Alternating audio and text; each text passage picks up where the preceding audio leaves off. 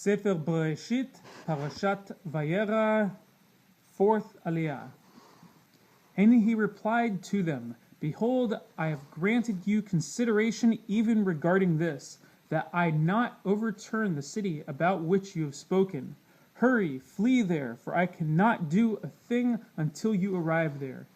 He therefore called the name of the city Zoar. The sun rose upon the earth, and Lot arrived at Zoar. Now Hashem had caused sulfur and fire to rain upon Sodom and Gomorrah from Hashem out of heaven. He overturned these cities and the entire plain with all the inhabitants of the city and the vegetation of the soil. His wife peered behind him, and she became a pillar of salt. Abraham arose early in the morning to the place where he had stood before Hashem, and he gazed down upon Sodom and Gomorrah and the entire surface of the land of the plain, and saw, and behold, the smoke of the earth rose like the smoke of a kiln. And so it was when God destroyed the cities of the plain that God remembered Abraham. So he sent Lot from amidst the upheaval when he overturned the cities in which Lot had lived. Now Lot went up from Zoar and settled on the mountain, his 2 daughters with him. For he was afraid to remain in Zoar. He dwelt in a cave, he with his 2 daughters. The older one said to the younger, Our father is old, and there is no man in the land to marry us in the usual manner. Come, let us ply our father with wine, and lay with him, that we may give life to offspring through our father.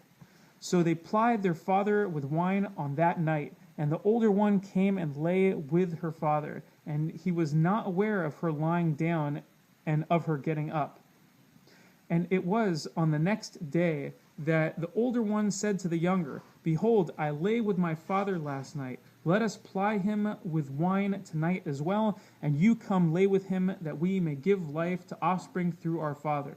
So they plied their father with wine that night also, and the younger one got up and lay with him, and he was not aware of her lying down and of her getting up. Thus Lot's 2 daughters conceived from their father. The older bore a son, and she called his name Moab. He is the ancestor of Moab until this day. And the younger one also bore a son, and she called his name Ben Ami. He is the ancestor of the children of Ammon until this day. Abraham journeyed from there to the region of the south and settled between Kadesh and Shur, and he sojourned in Gerar. Abraham said to Sarah, his wife, She is my sister.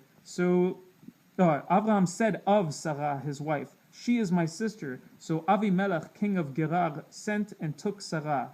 And God came to Avimelech in a dream by night, and said to him, Behold, you are to die because of the woman you have taken. Moreover, she is a married woman. Now Avimelech had not approached her, so he said, O my Lord, will you slay a nation even though it is righteous? Did not he himself tell me she is my sister? And she too herself said, He is my brother? In the innocence of my heart and integrity of my hands have I done this. And God said to him in the dream, I too knew that it was in the innocence of your heart that you did this, and I too prevented you from sinning against me. That is why I did not permit you to touch her. But now return the man's wife, for he is a prophet, and he will pray for you, and you will live. But if you do not return her, be aware that you shall surely die, you and all that is yours. Avimelech arose early next morning. He summoned all his servants and told them all of these things in their ears, and the people were very frightened. Then Avimelech summoned Abraham and said to him, What have you done to us? How have I sinned against you that you brought upon me and my kingdom such great sin? Deeds that ought not to be done have you done to me. And Avimelech said to Abraham, What did you see that you did such a thing? And Abraham said, Because I said, There is but no fear of God in this place, and they will slay me because of my wife. Moreover, she is indeed my sister, my father's daughter, though not my mother's daughter, and she became my wife. And so it was, when God caused me to wander from my father's house, I said to her, let this be your kindness which you shall do for me. To whatever place we come, say of me, he is my brother. So Avimelech took flocks and cattle and servants and maidservants and gave them to Abraham, and he returned his wife Sarah to him. And Avimelech said, behold, my land is before you, settle wherever you see fit.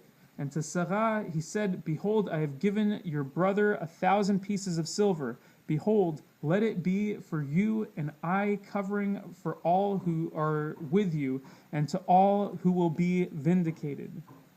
And to all you will be vindicated. Abraham prayed to God, and God healed Avimelech, his wife, and his maids, and they were relieved. For Hashem had completely restrained every orifice of the household of Avimelech because of Sarah, the wife of Abraham. Hashem had remembered Sarah as he had said, and Hashem did for Sarah, and he had spoken.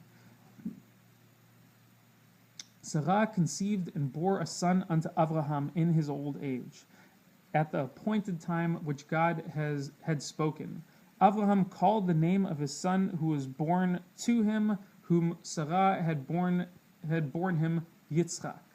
Abraham circumcised his son Yitzchak at the age of 8 days, as God had commanded him.